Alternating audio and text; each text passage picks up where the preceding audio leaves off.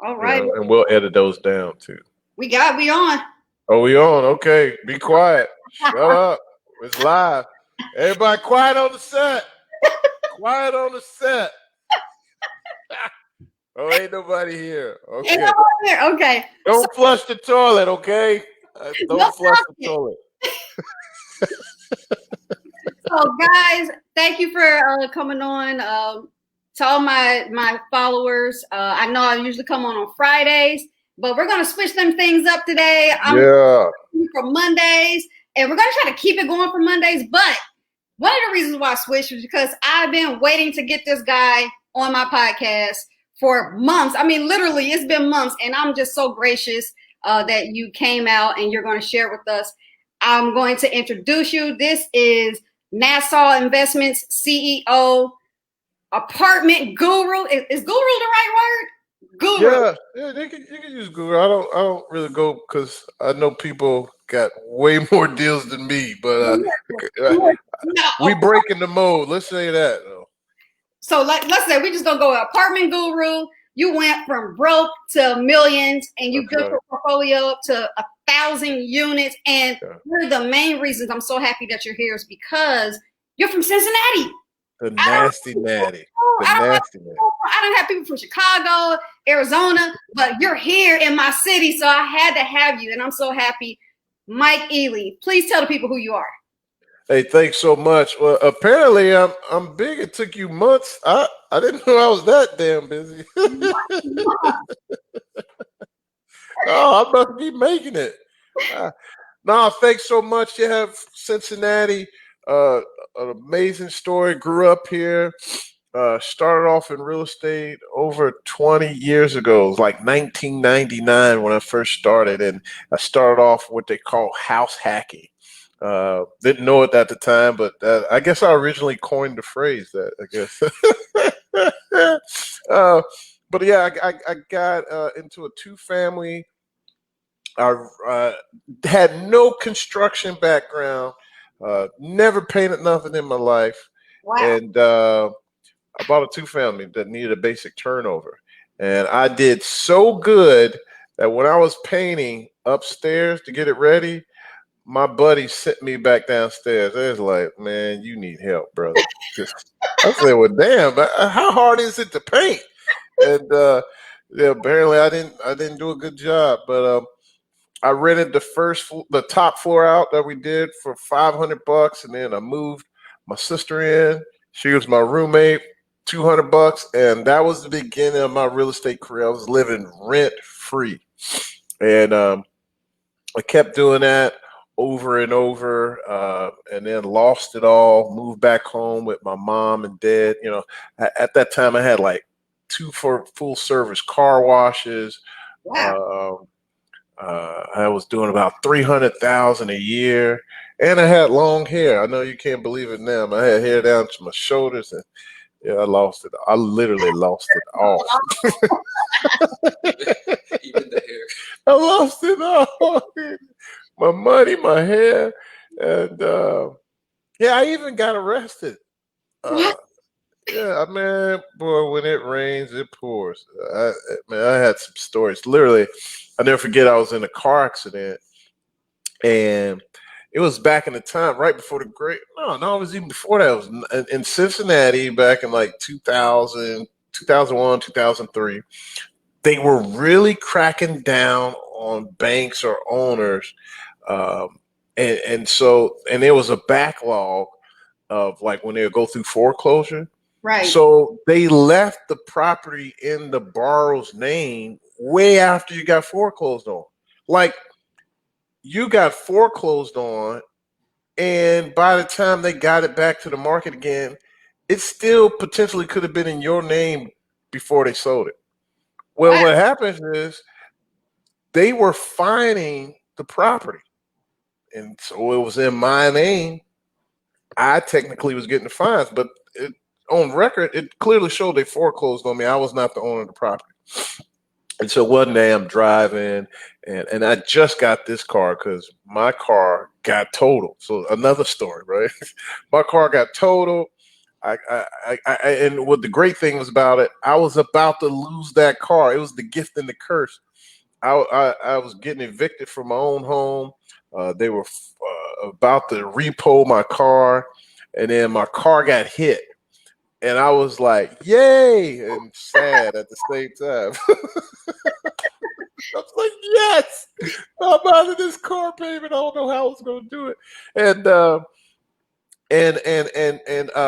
I end up getting like $600, $700 back from the insurance. And and then for whatever reason, the bank, I'm broke.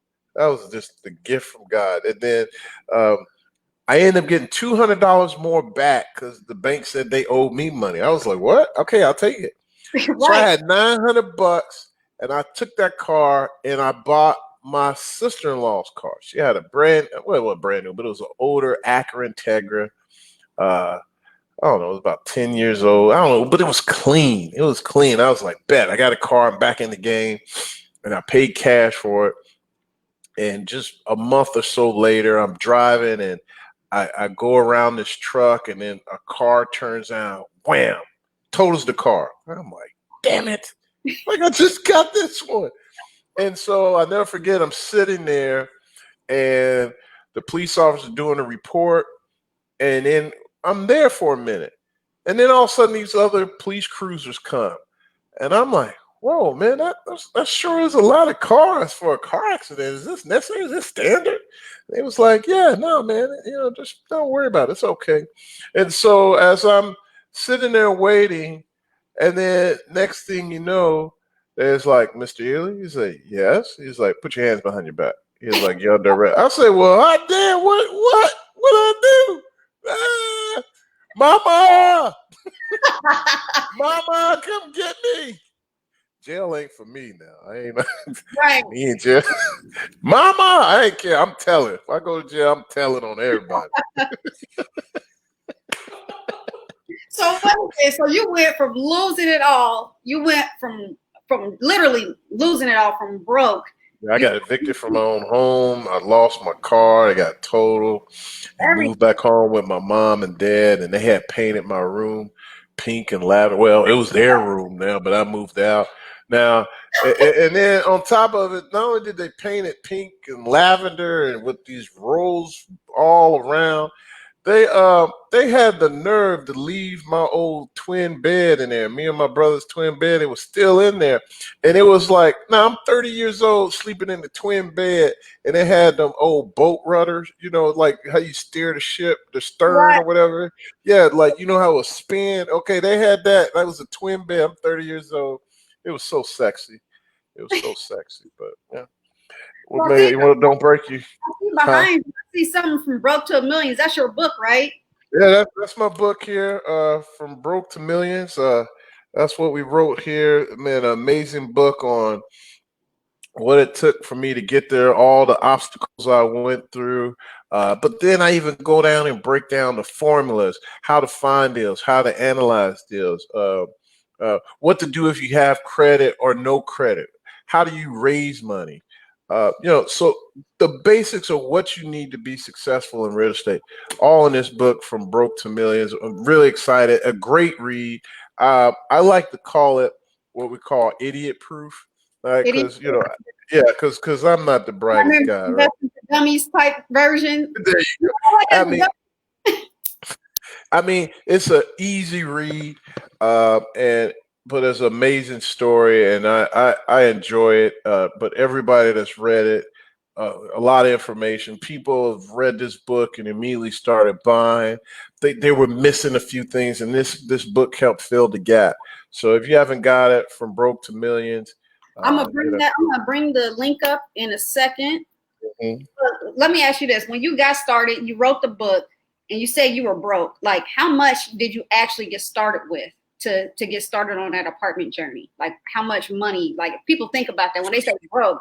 Broke can be relative. You know what I mean? You can be broke and have $1,000, or you can be broke and have 100,000. Yeah, yeah, broke was not relative in any kind of way. Not a matter of perspective. I was broke. Like my mama and daddy was paying my phone bill. Like they still paid my life insurance policy for me. Like literally, I didn't have money, and I became a realtor because that's all I knew. I was like, man, I can't get a job because that just don't work for me.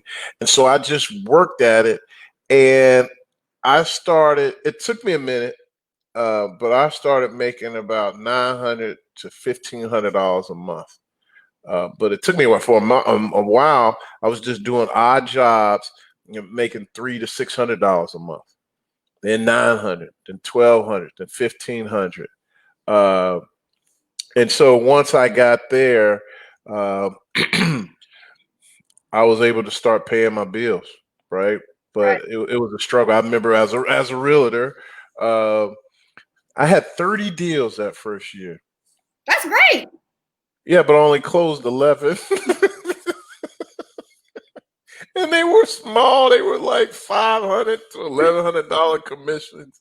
I was like, man, this sales is probably not my thing. But I never forget, I walked in and the broker was like, hey, man, Mike, I love your enthusiasm. I love you going after it. But hey, man, you need to take this course.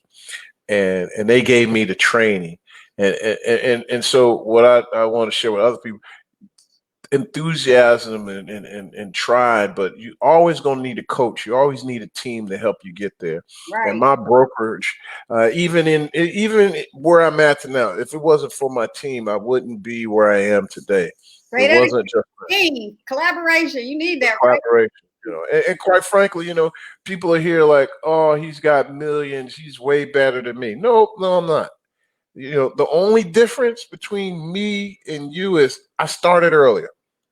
I started on my path to become wealthy, and I made a commitment. That's the only difference. Right. I could still be what I was listening to Deion Sanders the other day. He was like, "We got a word for them guys. The I'da, I'd have been this, I'd have been that if I would have just did this." And I wasn't. I didn't want to be a Ida.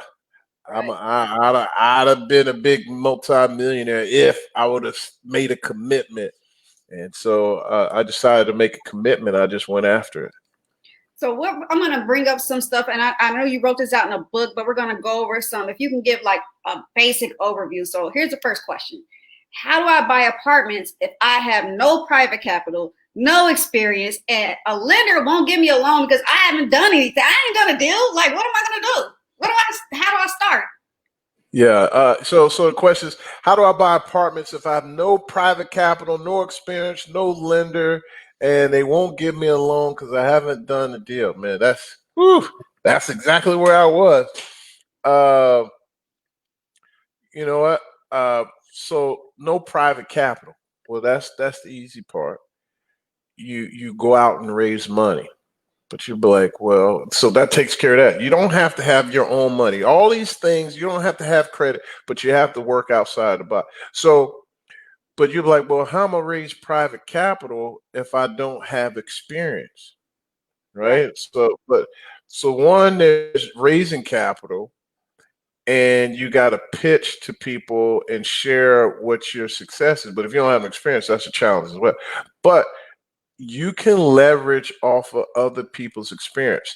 Now, you can still get a loan done with no experience, but they're not going to give you a loan on like a 30 unit building, right? Or a 50 unit or a 100 unit. That's not going to happen. But if you do put a team together, which is a perfect example of my hotel, uh, I didn't have any experience in the hotel business, but which is very similar to this apartment. For those who want to do big apartment deals, you got to put your team together.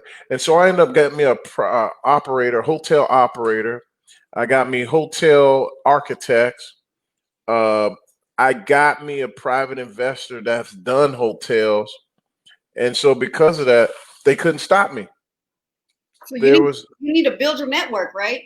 There you go. You build your network. And so with my students, we also have what we call big deal hacking system and our mastermind class where students come in, they don't have experience, but they're able to leverage off of my experience.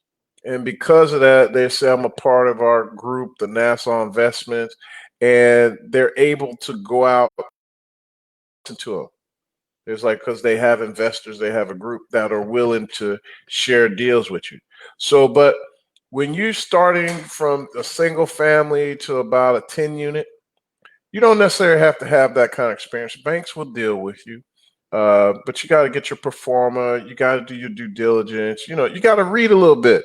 I mean, just read. And my goodness, YouTube is so prevalent now. Anything you want to know about, it's instant. Like I Right. was watching a movie the other day. It was a perfect example. They was like, uh, yeah, this guy looks like Dennis Rodman. And they was like, who's Dennis Rodman? And they immediately went on like, oh, he's the guy with the red head. He did this. He just jotted off. I was like, well, real estate, literally, you can go online, find somebody you like, and start studying. And Right. you could be in this game right away. Um, but if not, if all else fails, joint venture. But the biggest thing, if you don't have no experience, you got to add value.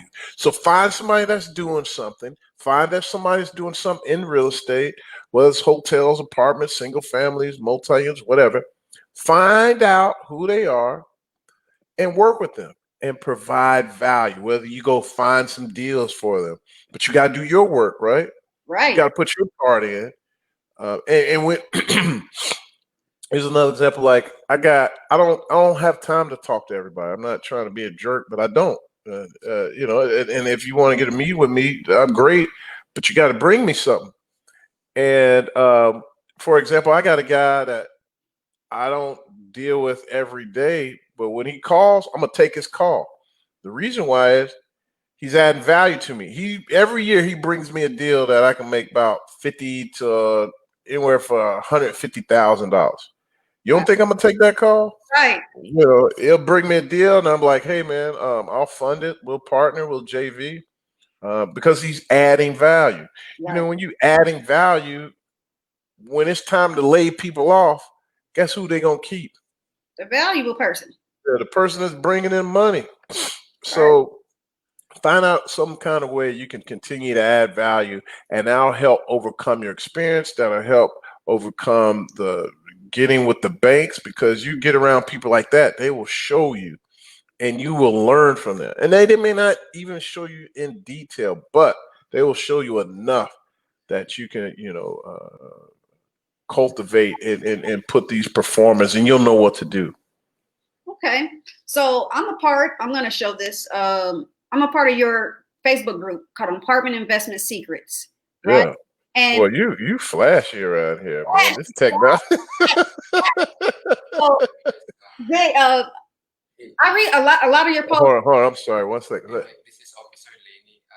One of your properties, someone is trying to steal something. Oh shit. Just give authorization for him to Yes. go This in. is what happened. Yes. Go ahead in. Yes, sir.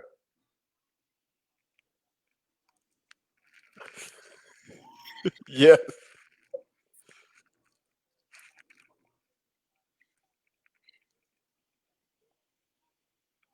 Yep.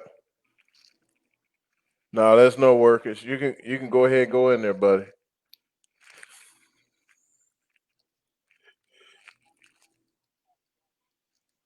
You got it. Yep. Okay. All right. Thanks. Bye. Boss. That's a boss status. Like, hold the phone. Hey, let these people in. Yeah, go for it. What was I going to say? Wait a minute. Let's go back. So, in your apartment investors group, you drop so much value in there. You do case studies. You do all kinds of tricks and tips. Yeah. Shared there's 10 basic steps of buying your first apartment. Can you just give us the first step? What's the first step in buying your first apartment if you want to buy an apartment? Man, I got so many, but one of the first things you got to do your due diligence. You want to know here. I'm gonna even break it down, even layman's terms. Forget about the formulas, right? Forget about, because I talk about formulas, cap rates, equity multiples. Here's the first thing you need to do. If you buy this property, is it generate enough rent that you'll still have access after all your expenses. Right. That's simple. Can you increase the rent to create more value? Because now, one of the things some people don't realize, when you have an apartment versus a single family house, like a single family house, that's based on the values of what things are selling for in that neighborhood, Right. right? Right. So if that house down the street sold for 150, well, most likely your house is going to sell for 150 plus or minus, Right. right? Uh, Whereas apartment building, if you can increase that rent $100 more, you can create some value. Here's an example. So if you had, let's say, 100 unit, you increase the rents by $50 a month, right? So $50 a month creates 5,000 a month and net profit NOI a month, right? Right. 5 times 12 annually, that's $60,000. You divide that by 8 cap, you just created $775,000 in value. Woo! $50, just a $50 increase. I got 5 on it, 50 on it. I got a question from one of the Yeah. watchers, one of our people in the audience, by Regis Solomon. He said, if I bring a deal to the table but don't have the ability to close the deal on my own, what keeps the other person from cutting me out and taking the deal for themselves? Yeah, no, that's a challenge. So one of the things I'd like to tell people as well, there's 2 ways to do it. The first way is be contractual. The way he would have to do it was assign the deal to somebody or wholesale it. Now that's how you maintain not getting cut out. You would have to literally put the property under contract, and then you create another document, which is an assignment agreement.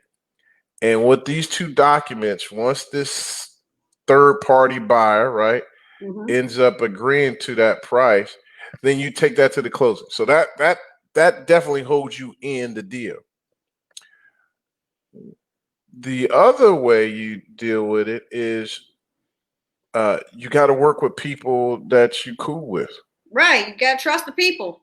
Right. And that don't necessarily happen. And even if you have all these documents in place, there's sometimes, yes, they will try to cut you out. But here's a perfect example. We had a guy that it was a townhouse. I'm not going to get that deep into it, but it was a townhouse that I knew this buyer wanted, right? Because he kept coming by the house, and I would see him when he would go to the house. And my guy's like, "Yo, we could get that house."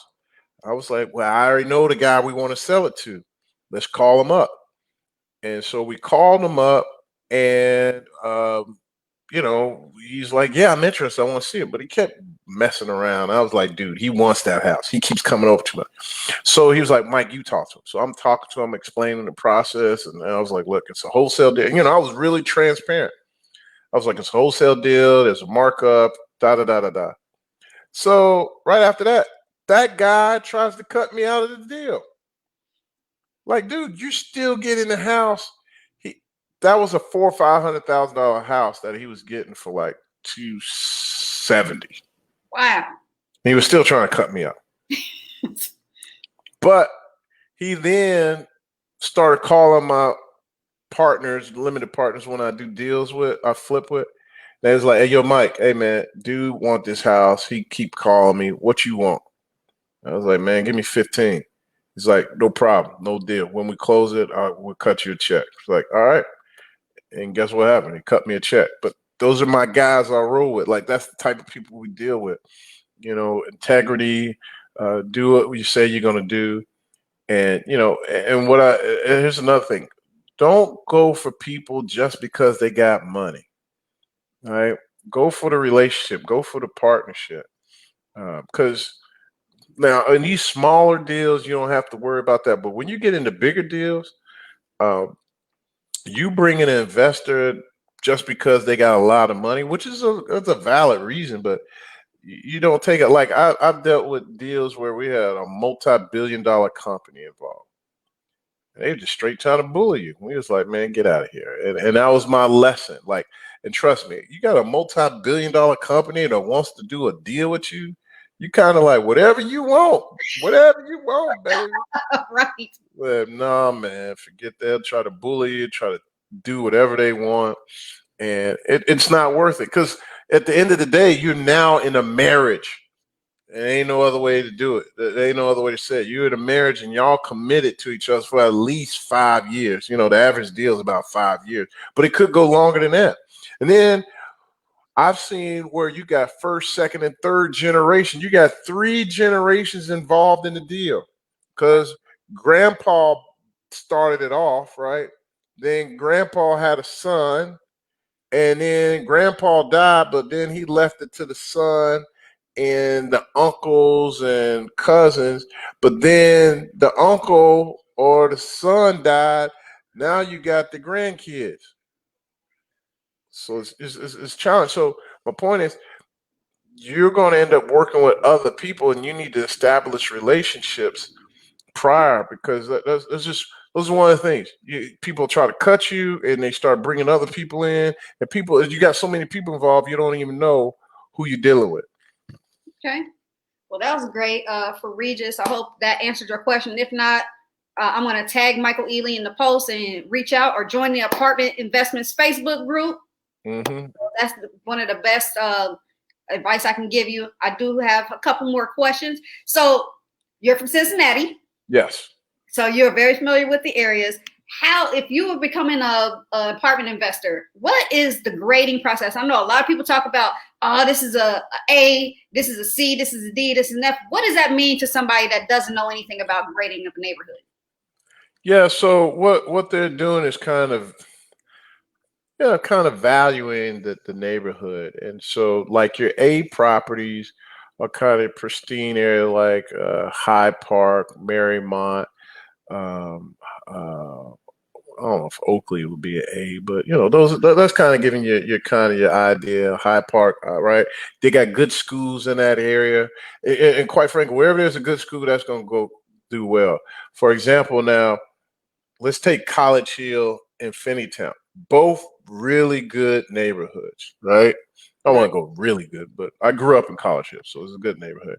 Finneytown, but because since College Hill has a more public school, which was Aiken and still is at the time, versus Finneytown may get a higher value for the house than the College Hill house, depending on what part of the neighborhood you're in. So they do that, and it's just to give you an idea. And I'm sorry, I get a little deeper. The grading process. So Hyde Park,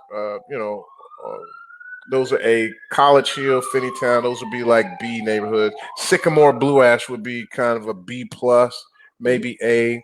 Westchester, B plus, maybe A. D would be over the Rhine before it was over the Rhine, right? Lincoln Heights, D and F, Brick City. We were D and F, baby. It is what it is, man. I love it. I grew up with all them cats. We all went to school together. So I mean, hey, but I started off doing D and F properties. That's how, because that was my only way of getting in. It was so cheap. It was a low cost of entry, and I did extremely well there. I don't want to go back. I mean, because you're dealing with a different mentality. It's lower income. And I ain't talking about white, black, blue. I don't care. Lower income is lower income. They got a different mentality. And just to give you an idea, well, a couple of things like, well, hell, I even did the West End before it became this over the run. Literally, they were shooting every day. Right. And I mean, literally, I come out of my office, man, I had people visit me and they got their window shot out. Like, this is DNF. It's a war zone. C is where you can, do pretty well. You got a mixture of cash flow and what is it? Not workaholics. What do you call them? people making like 12 to 21 an hour. And Right. so you got a good balance in there. And that's kind of like some parts of Westwood would be considered a C area. So that's kind of how you grade it. But like I said, the mentality of like in my DNF neighborhoods, I'll never forget every year right around Christmas, they'll call like Mr. Mike, Mr. Mike. And I was like, "What's up, man? How you doing?" It's like, "Man, I'll be late on my rent." I was like, "Okay, what's up? What's late?" And now it's December now. They're Right. like, I'll have it in February." I said, "Well, damn." When I get my check, my tax refund, I was like, "Oh shit, what am I supposed to do until then?" Man, Mr. Mike, man, it's either Christmas or this Duke bill, and which one? I gotta have some lights. I can't have no lights. And I ain't got no apartment. All right, but I had to work that kind of relationship, and you know what? A lot of them paid me. Right. Every once in a while I didn't, but I had relationships with them. But when I went to C and B properties, people call me like, "Mr. Mike." They call your management, come like, "Hey, I'm gonna be late on my rent." And, it's like the 29th or the 30th. And I'm like, "Well, what's late?" They be like, "I'll have it to you on the 2nd." I was like, "Don't you let that happen again. Don't you ever pay me late again. I might hit you with a late fee." So, it's just a difference, man. Okay, so let's go a little deeper with the grading because I don't know if I'm from Evanston. Yeah. You know how, Evanston was one of those so major turnaround. it's a Major turnaround. major turnaround. My mom still owns a house there, and everything Good around, for her. you know, growing. So, are there any more? Do you see, or do you think there's any more opportunity zones here in Cincinnati, or all the opportunity zones already gentrified? No, well, the prices are definitely jumping up, but like Avondale's still a hot spot. That still haven't seen its full potential yet. I actually did a deal there, and man, matter of fact, because it was a D area, right? Right, Um, I've seen this deal 3 or 4 times. I turned it down every time, but it was time, and I was like, "Oh man, I know they're about to redo all of Uptown. I know they're about to do this Avondale section." And I bought the deal. And I did it based on my numbers. But what the plus side, now they're building houses right in front of me, and they're gonna sell them for like 300,000, 400,000. So I'm like, man, I just pushed the value of my houses. But Evanston still won, but the prices are going up. You're gonna have to find your value. Like you're gonna have to go further down the street, right? So if you're on Woodburn, but here's the thing, you're like in a gap, right. right? Like right in the middle. It's like I kind of want to be there, but not really. And There's two sections. You got the side on this side of 71, then you go on the yeah, other of 71, down Duck Creek and all of that stuff. that's right. So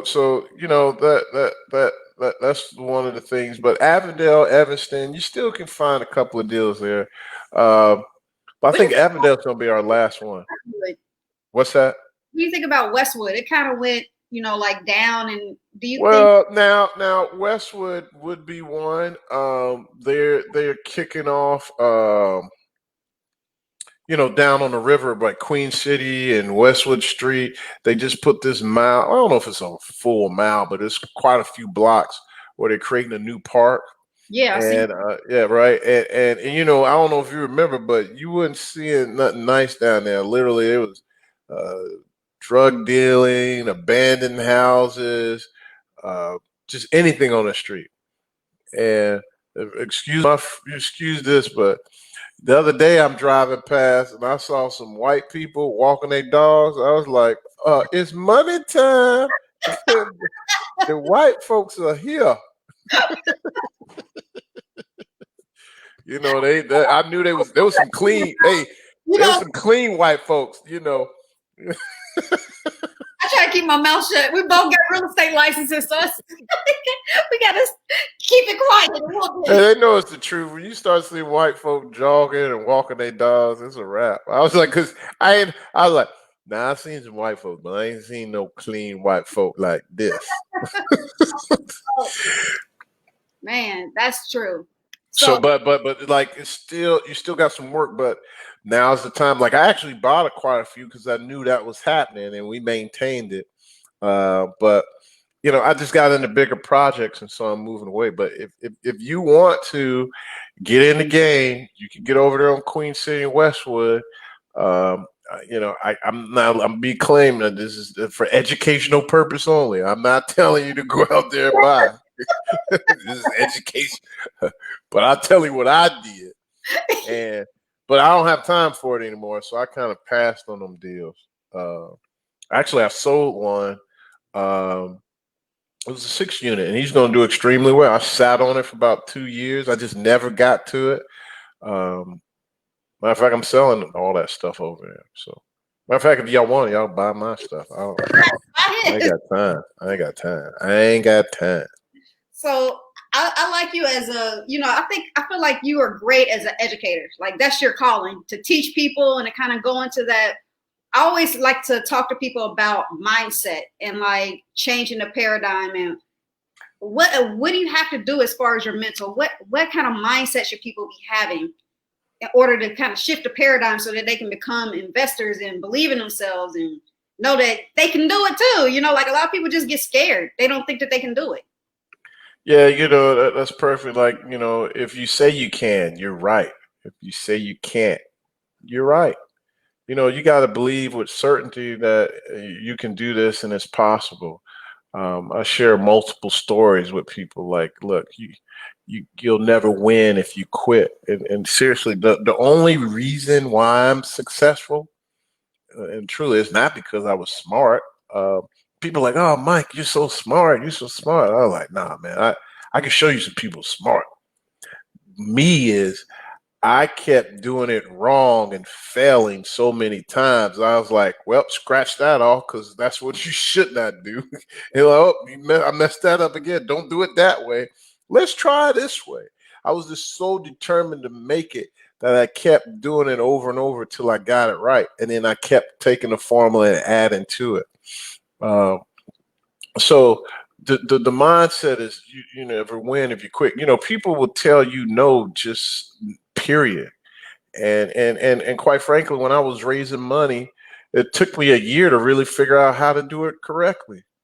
Um, I was raising money wrong. I was talking about myself and how much I can, what deals I'm doing. And really, when you're raising money, nobody cares about you. It's all about them. Right. What can you do for them? And how will you help them? How do you add value to them? You know, so, you know, and so when I started changing that thought process and showing what I could do for them, that's when I started raising money. But it took me over a year, and I knew what triggered that. So the other thing is sometimes you got to have that what I say that dog in you, like, "Arr," like you just got to go after it. Right. Some people jumping back and forth, nipping at them, barking, barking like a little poodle. Sometimes you gotta be that pit bull, be like, "Arr, arr, arr, arr." You gotta go after it. And I mean, you just gotta go all in, and yes, you're gonna fail, but so what? Get back up. You gotta have that why. I share stories with my kids' football team. I talk about Buster Douglas. I don't know if anybody remembers Buster Douglas, but Oh, Buster Douglas was one of the first guys to knock Mike Tyson out, knock him silly. don't do Mike like that today.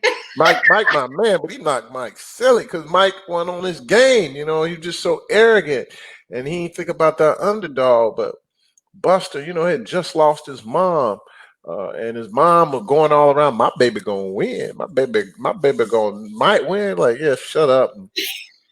He lost, but he had a why. He was like, man, I can't just go around. I got to do this for my mom. And now he probably ain't do nothing else after that fight, but he did beat Mike Tyson. He took the one that was important. And so what I'm saying is, you know, You gotta have that why. You gotta go after it. And matter of fact, Buster got knocked down.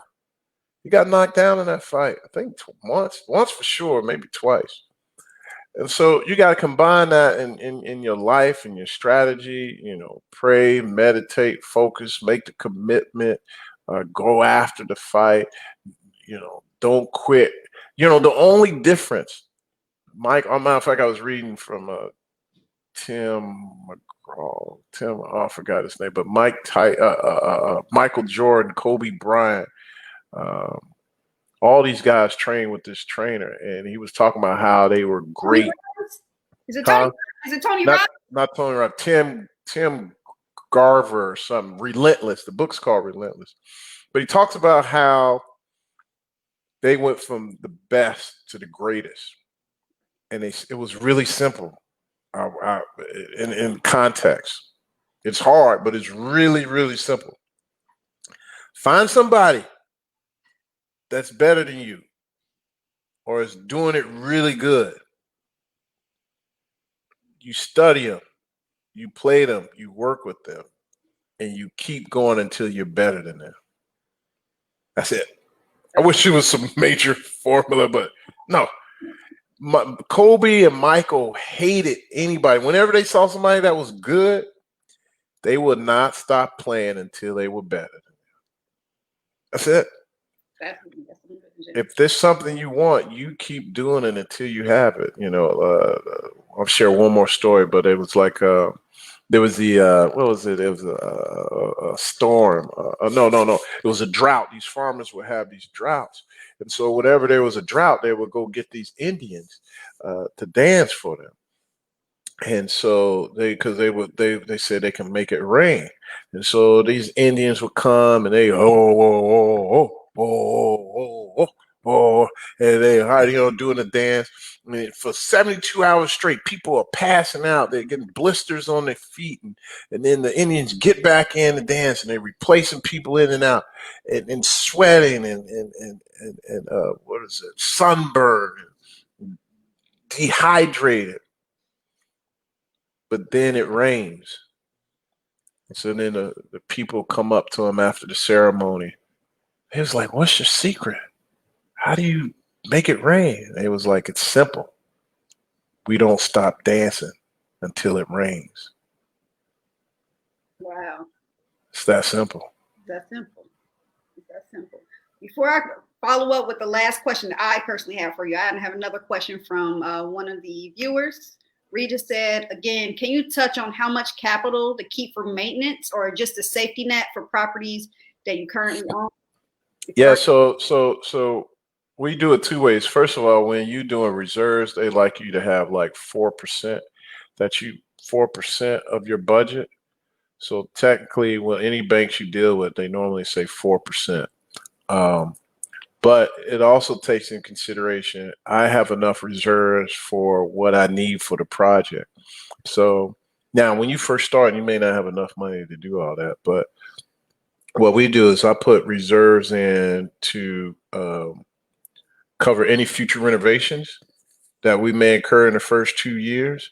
So if I know this project needs the renovation, I'm gonna have that money set aside. Then I'm gonna have enough money to cover operation expenses like gas and electric, utilities, for about 4 to 6 months. And I'm gonna put all that money to the side, and then I'm gonna work it, and you'll slowly dwindle down. But if you take enough reserves at the beginning and set aside, and then as you renting and you taking 4%, you'll always have a constant cash flow. And that's what a lot of people don't do. They don't put reserves in for their deals. Okay, so I just want to talk about what do you have going on? I know I want to talk about this because you're transitioning, not transitioning, but you got the apartments done. Then we gotta be careful with transition. I ain't transitioning now. Moving on to bigger and better things like hotels. Tell me about what's going on with this hotel thing. Yep, and I'm sorry, I gotta get to the appointment here, so I don't want to be like the president on them and just dip on everybody. But I don't know if you saw that 60-minute interview last night. You just You don't ask Biden them tough questions. No, we just see an opportunity. We've been acquiring hotels, but we feel these hotels will be coming at a deep discount, and we just have a formula where we're basically assuming deals. And when you do a hotel, typically, hotels at minimum, and I'm saying these limited service like Hampton Inn, Home 2 Suites, where you got 80 to 120 keys. They call them keys, not doors, but keys. You got to bring 30%, 35% down for a down payment. So that's equivalent bringing 3 to 5 million a deal. We're getting in these deals for like 15%, or we're bringing $1 million, $1.5 million, and something like $1 million, $1.5 million. Yeah, well, that is cheap. All right. That is cheap. And so we're acquiring deals, newer hotels, and we're just budgeting for the burn. We project the market will start coming back in spring of 2021. We're really excited. So you're right, Mike. You have to. That's right, Rayshawn. I'm reading what Rayshawn, my man. Rayshawn. Now that's one thing. Now we're talking about Rayshawn. Man, we had to have that dog in us, but like we just naturally had that growing up. That's never quit. We went to Aiken, and y'all say whatever you want, but everybody I grew up with, it was like you just have to do this. Like there's no excuses. You just gotta go for it. And they were never afraid to go after anything. Now, they may not have been successful, but they weren't afraid to go after it. And I'll never forget it playing football. I learned lessons playing football. Now, I just changed the whole subject, but I'm a bit quiet.